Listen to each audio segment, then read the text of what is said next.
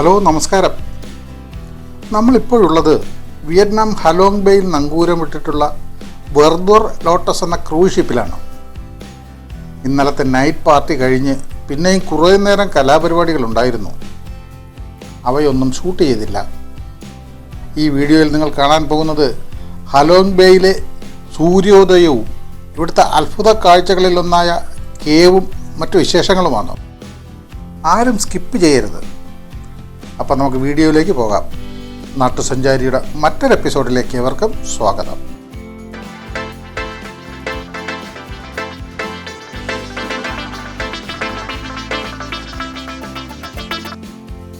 ഇത് ക്രൂസ് ഷിപ്പിലെ 2ാം ദിവസം. രാവിലെ സൺറൈസ് കാണാനായി മിക്കവാറും എല്ലാവരും ഡക്കിലേക്ക് എത്തിക്കൊണ്ടിരിക്കുന്നു. 6 മണിക്കാണ് ഇന്നത്തെ സൂര്യോദയം എന്നാണ് അറിയിപ്പ് ലഭിച്ചത്. നമ്മളുടെ ഷിപ്പ് കൂടാതെ വേറെയും ധാരാളം ഷിപ്പുകൾ ചുറ്റിലുമുണ്ട്. രാവിലെ വെളിച്ചക്കുറവ് കാരണം വിഷ്വൽസ് അത്ര പൊലിമ കാണില്ല.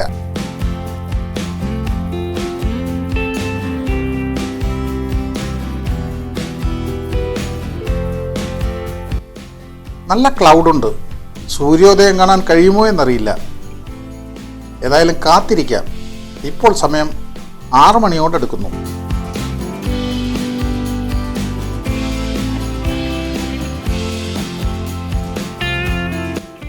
സൂര്യോദയം കാണാനെത്തിയവരുടെ ശ്രദ്ധ പക്ഷെ സൂര്യോദയത്തിലല്ല, ഫോട്ടോ എടുക്കലാണ്.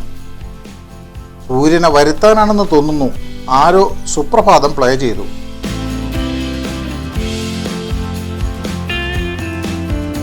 അത് സൂര്യൻ ഉദിച്ചു പൊങ്ങുന്നുണ്ട്.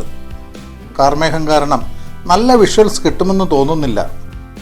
എങ്കിലും ഞാൻ ക്യാമറ ടൈം ലാപ്പ് മോഡിലാക്കി കാത്തിരിക്കുകയാണ്. നമുക്ക് നോക്കാം.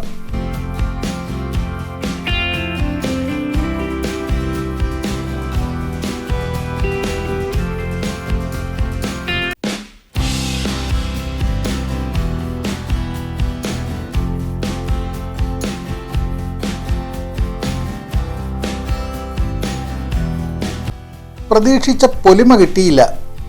കിട്ടിയതുകൊണ്ട് തൃപ്തിപ്പെടാം. നമ്മുടെ ആളുകൾ വിവിധ സ്ഥലങ്ങളിൽ നിന്നും ഇരുന്നും ഷൂട്ട് ചെയ്യുകയാണ്. ടെക്നോളജിയുടെ ഒരു വികാസം നോക്കണം. ഇപ്പോൾ ക്യാമറ കൊണ്ട് നടക്കാത്ത ഒരാളെയും എവിടെയും കാണാൻ പ്രയാസമാണ്. ഡിജിറ്റൽ ക്യാമറയെ വെല്ലുന്ന ക്യാമറകളുമായാണ് മിക്ക ഫോണുകളും പുറത്തിറങ്ങുന്നത്. ഇന്ന് മൊബൈൽ ഫോണുകളുടെ ഒരു പ്രധാന ഉപയോഗം ഫോൺ വിളിക്കലല്ല, മറിച്ച് ഫോട്ടോ എടുക്കലും വീഡിയോ എടുക്കലും ഒക്കെയാണ്.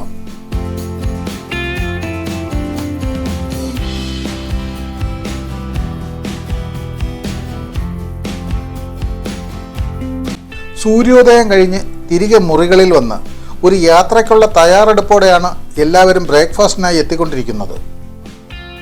ഇത് ഒരു ചെറിയ തോതിലുള്ള ബ്രേക്ക്ഫാസ്റ്റാണ്. സത്യത്തിൽ ബ്രേക്ക്ഫാസ്റ്റിനുള്ള സമയമായിട്ടില്ല. എന്നാൽ സീ കേവ് കാണാൻ ഉടൻ പുറപ്പെടുകയും വേണം. അതുകൊണ്ടാണ് ചെറിയ തോതിലുള്ള ഈ ബ്രേക്ക്ഫാസ്റ്റ്. ഗുഹ കണ്ട് തിരികെ വന്ന് ബ്രേക്ക്ഫാസ്റ്റും ലഞ്ചും ചേർത്ത് ഒരു ഗംഭീര ബ്രഞ്ച് ഉണ്ടാകും. ഈ വിവരങ്ങൾ ഇന്നലെ തന്നെ അനൗൺസ് ചെയ്തിരുന്നു. ചെറിയ ബ്രേക്ക്ഫാസ്റ്റ് എന്ന് പറഞ്ഞെങ്കിലും അത്ര ചെറുതല്ല. ധാരാളം വിഭവങ്ങളുണ്ട്. വെജും നോൺ വെജും ഫ്രൂട്ട്സും ഒക്കെയായി. ഇതാണ് എൻ്റെ ബ്രേക്ക്ഫാസ്റ്റ്. ഒരു വിയറ്റ്നാം സ്പെഷ്യൽ സൂപ്പും ഓംലെറ്റും ടോസ്റ്റഡ് ബ്രെഡും ഒക്കെയാണ്. പിന്നെ കുറച്ച് വെജിറ്റബിൾസും മുട്ടയും ഈ കട്ട് വെജിറ്റബിളും ഒക്കെ ചേർത്ത് ഞാനൊരു ബ്രെഡ് സാൻഡ്വിച്ച് ഉണ്ടാക്കും. അതിനോടൊപ്പം ഈ സൂപ്പും കഴിക്കും. ബ്രേക്ക്ഫാസ്റ്റ് കഴിഞ്ഞ് തിരികെ മുറിയിലെത്തി. മുറിയിൽ നിന്നുള്ള പുറം കാഴ്ചകളാണ് ഈ കാണുന്നത്. എത്ര കണ്ടിട്ടും മതിവരാത്ത കാഴ്ചകളാണ് ചുറ്റിലും. നോക്കൂ, ആ ഐലൻഡുകളുടെ ഷേപ്പും ഭംഗിയും. മിക്ക ഐലൻഡുകളും വൃക്ഷനിബിഡമാണ്. കാരണം ഈ ഐലൻഡുകൾ ഉണ്ടായിട്ടുള്ളത് ലൈം സ്റ്റോണുകളാലാണ്. മാത്രമല്ല ഇവിടം നല്ല രീതിയിൽ മഴ കിട്ടുന്ന ഒരു പ്രദേശം കൂടെയാണ്.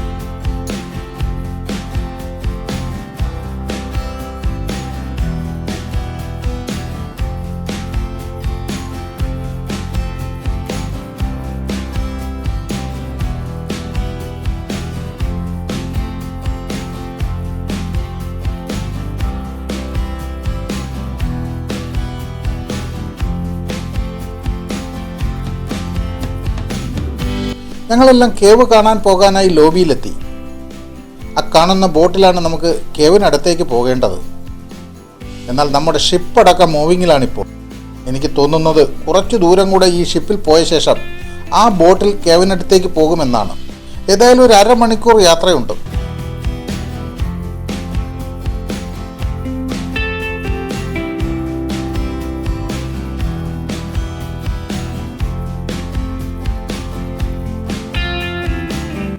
ഒരു ചെറിയ ബോട്ട് ജെട്ടി വരെ നമ്മുടെ ബോട്ട് പോകൂ.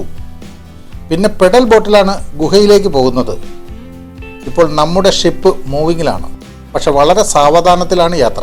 ഇനി ഇവിടെ എവിടെയെങ്കിലും ഷിപ്പ് ആങ്കർ ചെയ്ത് നമ്മൾ ഈ ബോട്ടിൽ യാത്ര ചെയ്യും.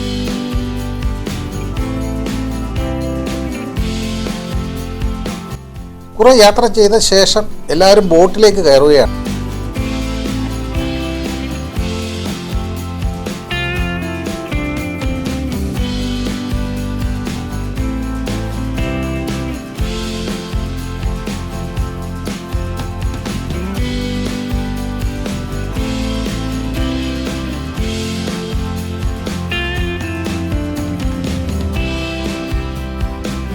ഷിപ്പുമായുള്ള ബന്ധം വിച്ഛേദിച്ച് ഇപ്പോൾ യാത്ര ബോട്ടിലാണ്.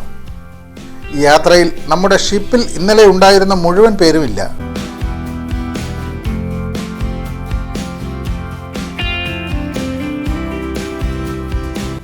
ഈ മലകൾ കണ്ടാൽ ഏത് നിമിഷവും അടർന്നു വീഴുമെന്ന് തോന്നും. എന്നാൽ അതിനുള്ള സാധ്യത വളരെ വിരളമാണ്. അതിന് പ്രധാന കാരണം ആ കുറ്റിച്ചെടികളാണ്.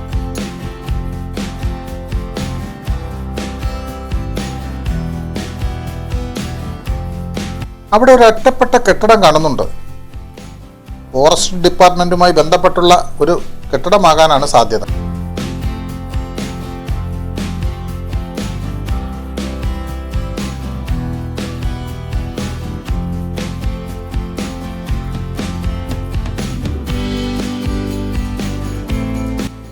ഈ റീജിയൻ ട്രോപ്പിക്കൽ ഫോറസ്റ്റിൽപ്പെട്ട ഇടമാണ്. എല്ലാ അടിവാരത്തിലും ഇതുപോലെ ചെറുതും വലുതുമായ ധാരാളം വിടവുകളുണ്ട്. അവയിൽ ചിലത് വലിയ ഗുഹകളായി മാറിയിട്ടുണ്ട്. ചിലവ ഒരു വശത്തു നിന്നും തുടങ്ങി മറുവശം വരെ എത്തിയ തരത്തിലും ഉണ്ട്. ഒരു വശത്തു നിന്നും തുടങ്ങി മറുവശത്തെത്തുന്ന ഒരു ഗുഹയിലേക്കാണ് നമ്മളിപ്പോൾ യാത്ര ചെയ്യുന്നത്. മലയുടെ അടുത്ത് വരുംതോറും മലയുടെ വന്യത ബോധ്യമാവുന്നുണ്ട്. ഇവിടെ രണ്ട് മലകൾക്കിടയിലൂടെയാണ് നമ്മളുടെ ബോട്ട് നീങ്ങുന്നത്.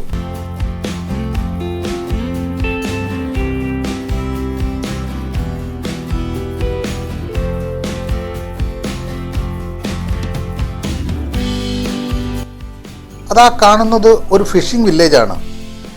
അവിടെ വരെ നമ്മുടെ ബോട്ട് പോകൂ. അവിടെ നിന്നും തുഴയുന്ന ചെറിയ വള്ളങ്ങളിലാണ് പോകേണ്ടത്. ധാരാളം ബോട്ടുകൾ ഇപ്പം തന്നെ ഇവിടെ എത്തിയിട്ടുണ്ട്. അവയൊക്കെ ടൂറിസ്റ്റുകളുമായി എത്തിയവയാവും.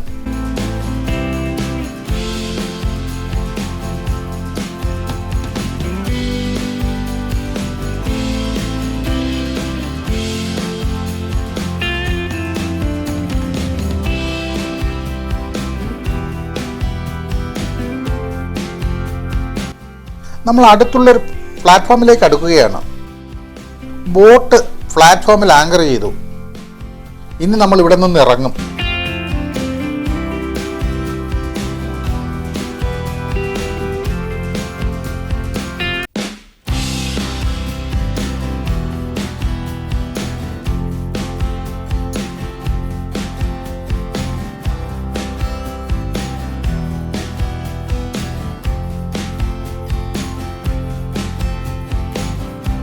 ഇവിടുത്തെ ഈ പ്ലാറ്റ്ഫോം നമ്മുടെ ബോട്ടുമായി കമ്പയർ ചെയ്യുമ്പോൾ കുറച്ച് താഴ്ന്നാണുള്ളത്. അത് പരിഹരിക്കുന്നതിനാണ് ഈ സ്റ്റീൽ സ്റ്റെപ്സ്.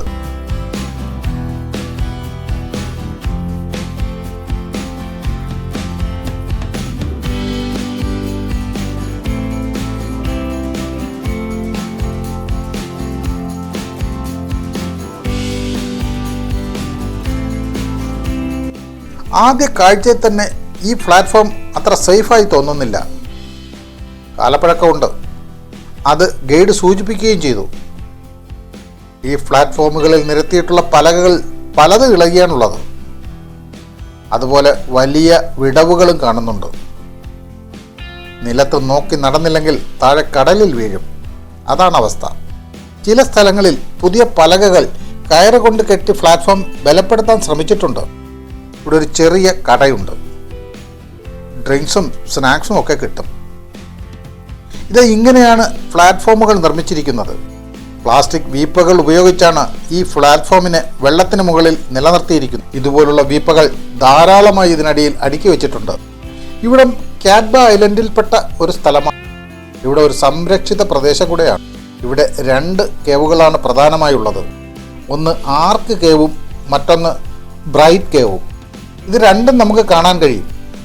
അതുപോലെ മറ്റു ചില കേവുകളും ഈ ഐലൻഡിലുണ്ട്.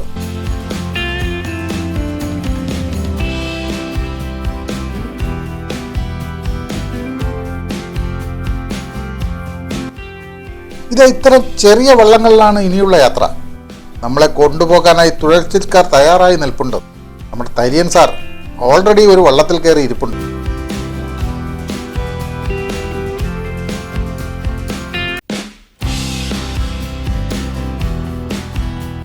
എട്ട് പേർക്കാണ് ഈ വള്ളത്തിൽ ഒരേ സമയം യാത്ര ചെയ്യാൻ കഴിയും. ഞങ്ങൾ പല ഗ്രൂപ്പുകളായി പല വള്ളങ്ങളിൽ കയറി. ഒരു വള്ളം തുഴയുന്നത് ഒരു തുഴച്ചിൽക്കാരനാണ്. അവരിൽ പലരും അവരുടെ പരമ്പരാഗത വേഷമൊക്കെ ധരിച്ചാണ് തുഴയുന്നത്.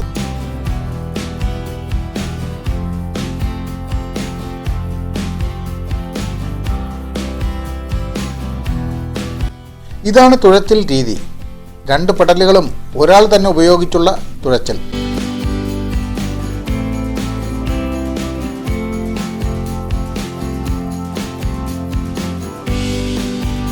നമ്മുടെ തുഴച്ചിലുകാരൻ എല്ലാവർക്കും ഓരോ വിയറ്റ്നാം തൊപ്പി തന്നു. ആദ്യം ഞങ്ങൾക്ക് മനസ്സിലായില്ല. ഭാഷ ഒരു പ്രശ്നം തന്നെയാണ്. പിന്നീടാണ് മനസ്സിലായത് അത് വെച്ച് ഒരു ഫോട്ടോ എടുത്തു തരാമെന്നാണ് അയാൾ പറയുന്നതെന്ന്. മിക്കവരും വിയറ്റ്നാമി തൊപ്പി വെച്ച് ഫോട്ടോയ്ക്ക് പോസ്റ്റ് ചെയ്തു. പക്ഷേ ചിലർ നമ്മുടെ സ്കൈവേസിൻ്റെ തൊപ്പി അപ്പോഴും ഉപേക്ഷിക്കാൻ തയ്യാറല്ല. ഇപ്പോൾ വേലിയേറ്റ സമയമാണെന്ന് തോന്നുന്നു. വാട്ടർ ലെവൽ ഉയർന്നാണ് കാണുന്നത്. അതുകൊണ്ടാണ് തേയ്മാനം സംഭവിച്ച ഭാഗങ്ങൾ കൃത്യമായി കാണാൻ കഴിയാത്തത്. വെള്ളത്തിലുണ്ടാകുന്ന തിരകളുടെ സമ്മർദ്ദത്താലാണ് ഈ പ്രതിഭാസം ഉണ്ടാകുന്നത്. ഒരുതരം കൊറോഷൻ പ്രോസസ്. അതാണ് ഇവിടെ നടക്കുന്നത്. ലോകത്ത് ഇതുപോലുള്ള മലകളുള്ള എല്ലായിടത്തും ഇത്തരം പ്രതിഭാസങ്ങൾ നടക്കും. എന്നാൽ ഏറ്റക്കുറച്ചിൽ ഉണ്ട് എന്ന് മാത്രം. അതിന് കാരണം ഈ പാറകളുടെ സ്വഭാവമാണ്. പാറകൾ 3 തരമാണെന്ന് നമ്മൾ ചെറിയ ക്ലാസ്സുകളിൽ പഠിച്ചു. Igneous rock, sedimentary rock, metamorphic rock എന്നിങ്ങനെ. ഈ വർഗീകരണം പാറകൾ ഉണ്ടാകുന്ന രീതിയെ അടിസ്ഥാനമാക്കിയുള്ളതാണ്. ഇതിൻ്റെ കൂടുതൽ വിശദാംശങ്ങളിലേക്ക് കടക്കുന്നില്ല. അത് കുറച്ച് കോംപ്ലിക്കേറ്റഡ് ആണ് മനസ്സിലാക്കുക. ഇവിടെ അത്തരം ക്ലാസിൻ്റെ ആവശ്യമുണ്ടെന്ന് തോന്നുന്നില്ല. നമ്മൾ വരുന്നു, അത്ഭുതങ്ങൾ കാണുന്നു, സന്തോഷിക്കുന്നു, തിരികെ പോകും. ഒപ്പം കുറച്ച് വിവരണങ്ങൾ കൂടെ ഞാൻ ഇതിൽ ചേർക്കുന്നു എന്ന്. ബോറാണെങ്കിൽ കമൻറ്റ് ചെയ്യും. ഇത് കണ്ടോ, ഇവിടെ ഒരു ഗുഹ രൂപപ്പെട്ടു വരുന്നു. ആയിരക്കണക്കിന് വർഷങ്ങൾക്ക് ശേഷം നമുക്ക് കടന്നു പോകാൻ പാകത്തിലാകും ഇതിൻ്റെ വലിപ്പം. ആ മഞ്ഞ ബോർഡുകൾ ദിശാസൂചകങ്ങളാണ്. വിയറ്റ്നാം ഭാഷയിലും ഇംഗ്ലീഷിലും എൻട്രൻസ് എന്നാണ് എഴുതിയിരിക്കുന്നത്. ഇവിടെ പാറയുടെ വർഗീകരണത്തെക്കുറിച്ച് ചെറുതായി സൂചിപ്പിക്കേണ്ട കാരണമുള്ളത് കൊണ്ടാണ് പറയുന്നത്. ഇവിടുള്ള പാറകൾ നേരത്തെ സൂചിപ്പിച്ചതിൽ സെഡിമെൻ്ററി റോക്ക് വിഭാഗത്തിൽപ്പെട്ടവയാണ്. അതിൽ തന്നെയുള്ള ഉപവിഭാഗമായ ലൈംസ്റ്റോൺ വിഭാഗത്തിലും. കാൽഷ്യം കാർബണേറ്റ് അടിഞ്ഞുകൂടി ഉണ്ടാകുന്നതാണ് ലൈംസ്റ്റോൺ. ഇവ താരതമ്യേന ദുർബലമായ പാറയാണ്. അതിൽ തന്നെ ഏറ്റവും ദുർബലമായ ഭാഗമാണ് ലക്ഷക്കണക്കിന് വർഷത്തെ കൊറോഷൻ പ്രക്രിയയിലൂടെ ഗുഹയായി മാറുന്നത്. ഈ ഗുഹകൾ രൂപപ്പെടുന്നതിന് വേറെയും പല കാരണങ്ങൾ കൂടെയുണ്ട്. നമ്മൾ ക്രോസ് ചെയ്യാൻ പോകുന്ന ആ ഗുഹയുടെ അടുത്താണ് നമ്മൾ ഇപ്പോഴുള്ളത്. ടേൺ കാത്ത് കിടക്കുകയാണ്. 1 by 1 ആയി മാത്രമേ അതിനുള്ളിലേക്ക് കടക്കാൻ കഴിയൂ. ഇപ്പോൾ തന്നെ 2 ബോട്ടുകൾ ക്യൂവിലുണ്ട് അവിടെ. നമ്മുടെ ടീമിലുള്ള മിക്കവാറും എല്ലാവരും ഇവിടെ എത്തിയിട്ടുണ്ട്. സെലിൻ ടീച്ചർ റാവുത്തർ സാറിനെ കൊണ്ടൊരു പാട്ട് പാടിക്കാനുള്ള ശ്രമത്തിലാണ്.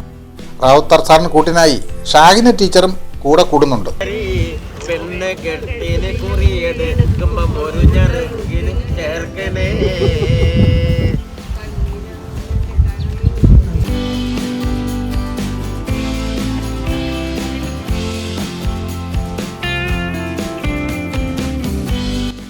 ഇതാ മറ്റൊരു ടീം. പക്ഷെ ആ വള്ളത്തിൽ 7 പേരേ ഉള്ളൂ.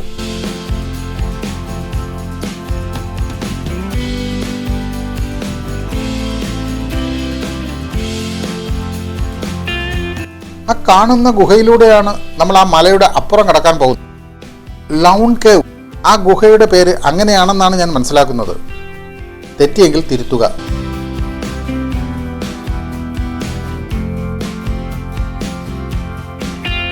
One way ട്രാഫിക്കാണ്.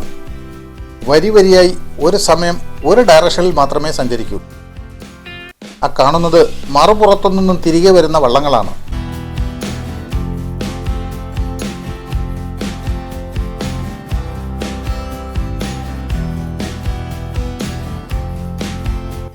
ഇനി ഇവിടുന്ന് അങ്ങോട്ടുള്ള നമ്മുടെ ഊഴമാണ്. നമ്മുടെ ഫുൾ ടീം പല വള്ളങ്ങളിലായി ഇവിടെയുണ്ട്.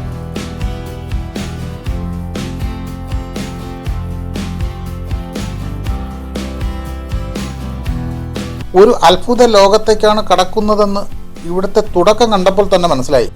വിവരണാതീതമാണ് അകം. ആസ്വദിച്ചോളൂ.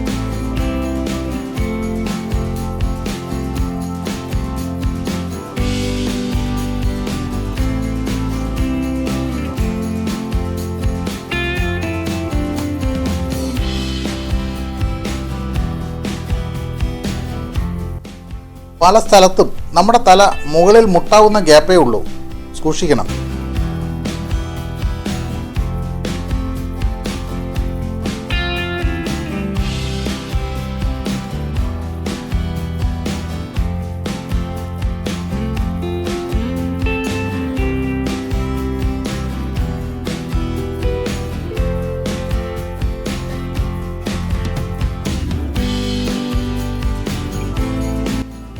ഇവിടെ മുകളിൽ മുഴുവൻ ചെറിയ തരത്തിലുള്ള ബാറ്റുകൾ.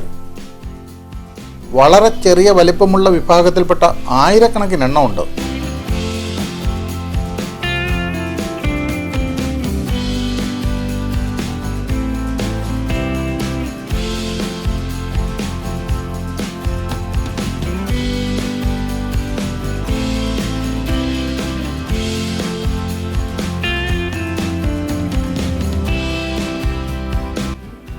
ചില സ്ഥലങ്ങളിൽ നമ്മുടെ ദേഹത്ത് വെള്ളം ഇറ്റിറ്റ് വീഴുന്നുണ്ട്.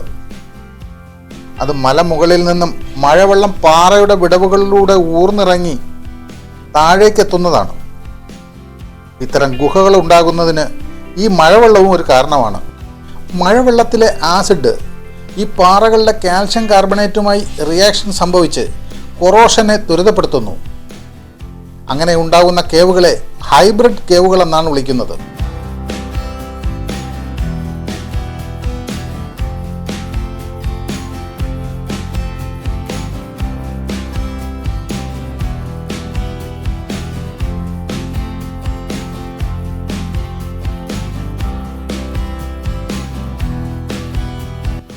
നമ്മൾ ആ മലയുടെ മറുപുറത്തെത്തി. എത്ര വലിയ മലയാണ് നമ്മൾ നിസ്സാരമായി കടന്നത്. വന്നെത്തുന്നതാകട്ടെ മലകളാൽ ചുറ്റപ്പെട്ട മറ്റൊരിടത്തും. ആ നീരാളിയുടെ ഒരു കരവിരുതേ. നീരാളി വേർതിരിച്ചെടുത്ത ആ ജുവൽസാണ് ഒരു മാല പോലെ കോർത്ത് ഇങ്ങനെ കോട്ട രൂപത്തിലാക്കിയിട്ടുള്ളത്. നീരാളിയെ സമ്മതിക്കണം. മുൻ എപ്പിസോഡിൽ നീരാളിയെക്കുറിച്ച് പറഞ്ഞപ്പോൾ ഒരു കാര്യം പറയാൻ മറന്നു. നമ്മൾ അമ്മ നീരാളിയെയും കുട്ടി നീരാളികളെയും മാത്രമേ പരിചയപ്പെട്ടുള്ളൂ. അവരുടെ പേരുകളെ സൂചിപ്പിക്കുന്ന ഐലൻഡുകളും കേട്ടു. പക്ഷെ അച്ഛൻ നീരാളിയെക്കുറിച്ച് ഞാൻ ഒന്നും പറഞ്ഞില്ല. അതിന് കാരണം എനിക്കും അത് സംബന്ധിച്ച യാതൊരു വിവരവും കിട്ടിയില്ല എന്നുള്ളതാണ്. പക്ഷെ ഇവിടെ വന്നപ്പോൾ ഒരു കാര്യം മനസ്സിലായി. ഇപ്പോഴും ഇവിടെ കുടുംബം പുലർത്തുന്നത് സ്ത്രീകളാണെന്ന്. ഒരു കച്ചവട കേന്ദ്രത്തിലോ ഒരു കൃഷിയിടത്തിലോ ഒരു നിർമ്മാണ കേന്ദ്രത്തിലോ ഞങ്ങൾക്ക് ആണുങ്ങൾ പണി ചെയ്യുന്നത് കാണാൻ കഴിഞ്ഞില്ല. അവരെ കാണാൻ വല്ല ബിയർ പാർലറുകളിലും തിരയേണ്ട സ്ഥിതിയാണ്. ഞാൻ തമാശ പറഞ്ഞതാണ്, കുറച്ച് സത്യമുണ്ടെന്ന് മാത്രം. എന്നാൽ എൻ്റെ നിരീക്ഷണത്തിന് നേരെ വിപരീതമാണ് ഈ തുഴച്ചിലുകാരൻ.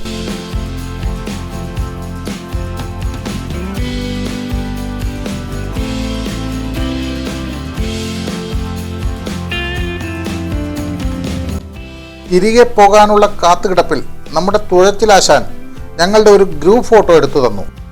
ഇനി തിരികെ വന്ന സ്ഥലത്തേക്ക്.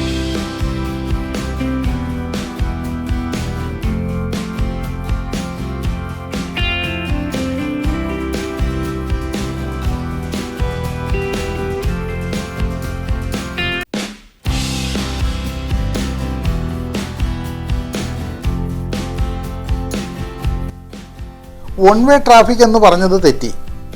ഇതാ ഒരു വള്ളം അങ്ങോട്ട് പോകുന്നു. അറിയാതെ കയറിയതായിരിക്കാനാണ് സാധ്യത. എന്തായാലും ക്രോസ് ചെയ്ത ഭാഗത്ത് നല്ല വീതിയുണ്ട്. പക്ഷെ ചില ഭാഗങ്ങളിൽ ഇത്രയും വീതി ഉണ്ടാകില്ല. കഷ്ടിച്ച് ഒരു വള്ളം മാത്രം പോകും.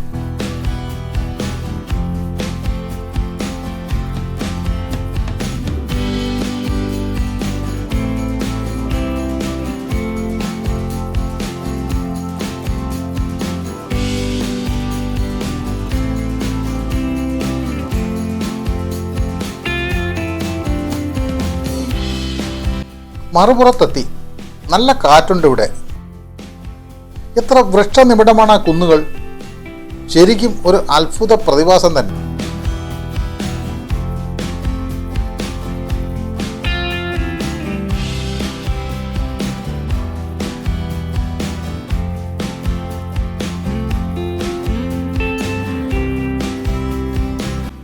നമ്മളിപ്പോൾ മലയോട് ചേർന്നാണ് യാത്ര ചെയ്യുന്നത്.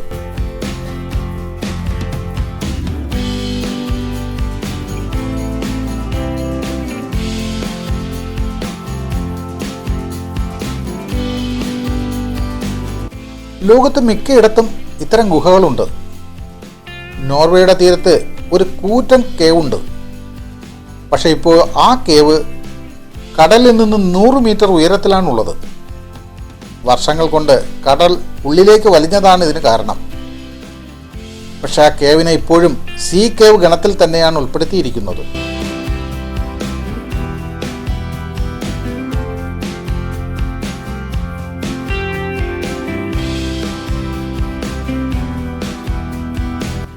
ഇതാ മറ്റൊരു കേവ്. കണ്ടാൽ ആ നടുവിലുള്ള തൂണ് താങ്ങി നിർത്തിയിരിക്കുന്നതാണെന്ന് തോന്നും. കാലാന്തരത്തിൽ ആ തൂണും അപ്രത്യക്ഷമാകും. അതിന് ചിലപ്പോൾ നൂറ്റാണ്ടുകൾ മതിയാകും, ചിലപ്പോൾ ആയിരക്കണക്കിന് വർഷം വേണ്ടിവരും.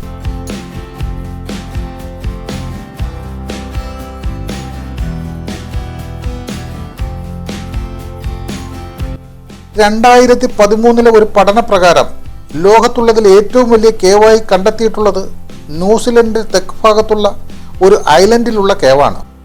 മറ്റൈനിക്ക കേവ് എന്നാണ് കേവിൻ്റെ പേര്.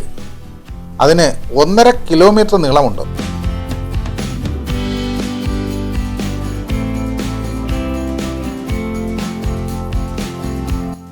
തിരികെ ആ ഫ്ലോട്ടിംഗ് പ്ലാറ്റ്ഫോമിലെത്തി. ഇതിനിടയിൽ ഒരു തമാശ നടന്നു. ഞങ്ങളുടെ കയ്യിലുണ്ടായിരുന്ന കുറച്ച് വിയറ്റ്നാം മണി നമ്മുടെ തുഴച്ചിലുകാരന് ടിപ്പായി കൊടുത്തു. സാമാന്യം തെറ്റില്ലാത്ത തുകയായിരുന്നു. പക്ഷെ അയാൾ അത് വാങ്ങിയില്ല. കാരണം എന്താണെന്നല്ലേ? അയാൾക്ക് അമേരിക്കൻ ഡോളർ ആണെങ്കിൽ മതി, മറ്റ് കറൻസികളൊന്നും സ്വീകരിക്കില്ല.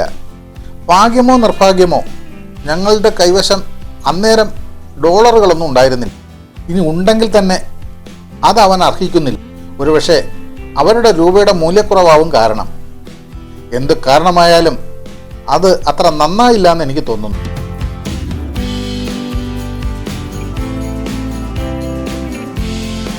ഇനി നമ്മുടെ ബോട്ടിൽ തിരികെ ക്രൂയിസിലേക്ക്. ഹലോങ് ബേയിൽ നമ്മൾ കണ്ട കേവുകൾ കൂടാതെ മറ്റു ചില കേവുകളുമുണ്ട്. സാങ്സോട്ട് കേവ്, ടീൻ ക്യൂം, ഹോഡോങ്, ടീൻ കേവ്, ഹോൺടോങ് കേവ് എന്നിങ്ങനെയാണ് അവയുടെ പേരുകൾ. പറയാൻ എളുപ്പമായതുകൊണ്ട് ബാക്കി പേരുകൾ ഉച്ചരിക്കുന്നില്ല.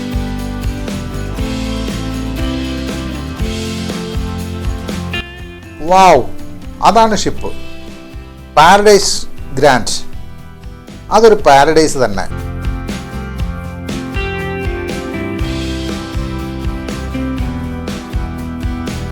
ഇത് കണ്ടോ, ചില പാഴ് വസ്തുക്കൾ വെള്ളത്തിൽ പൊങ്ങിക്കിടക്കുന്നു.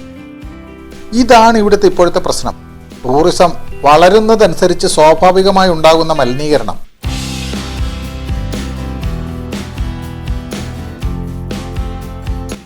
രണ്ട് തരത്തിലുള്ള നാശമാണ് ഈ ടൂറിസം പ്രൊമോഷൻ കൊണ്ട് ഇവിടെ ഉണ്ടായിക്കൊണ്ടിരിക്കുന്നത്.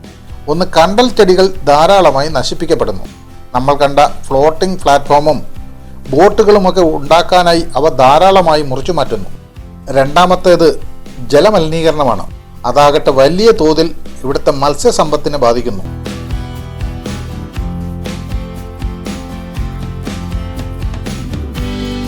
ഇപ്പോൾ വിയറ്റ്നാം ഗവൺമെൻറ് ഈ വിഷയത്തിൽ കൂടുതൽ ശ്രദ്ധ പതിപ്പിക്കുന്നുണ്ട്.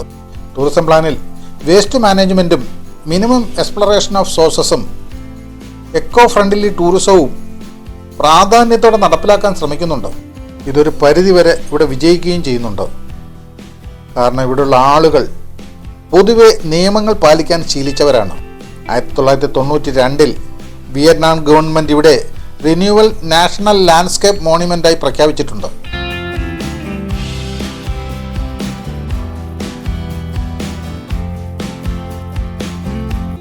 ഇത് മറ്റൊരു ആഡംബര നൗക, എലൈറ്റ്, അതാണ് അതിൻ്റെ പേര്.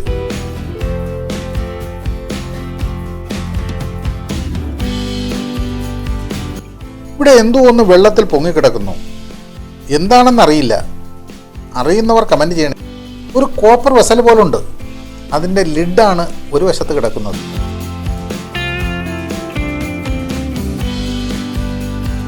ഇനിയും തുടർന്നാൽ ഈ എപ്പിസോഡ് ലെങ്തിയാകും. അതുകൊണ്ട് ഈ എപ്പിസോഡ് ഞാൻ ഇവിടെ നിർത്തുന്നു. തുടർന്നുള്ള കാഴ്ചകൾ അടുത്ത എപ്പിസോഡിൽ. ചാനൽ ഇതുവരെ സബ്സ്ക്രൈബ് ചെയ്യാത്തവർ ദയവായി സബ്സ്ക്രൈബ് ചെയ്യണേ. ഈ വീഡിയോ നിങ്ങൾക്ക് ഇഷ്ടമായെങ്കിൽ ലൈക്ക് ചെയ്യാനും മറ്റുള്ളവർക്ക് ഷെയർ ചെയ്യാനും മടിക്കല്ലേ. ചെറുതാണെങ്കിലും എന്തെങ്കിലും ഒരു കമൻറ്റ് എല്ലാവരും ചെയ്യാൻ ശ്രദ്ധിക്കണം. അത് എനിക്കൊരു ഇൻസ്പിറേഷൻ ആകും. അടുത്ത എപ്പിസോഡിൽ കാണും വരെ ഗുഡ് ബൈ.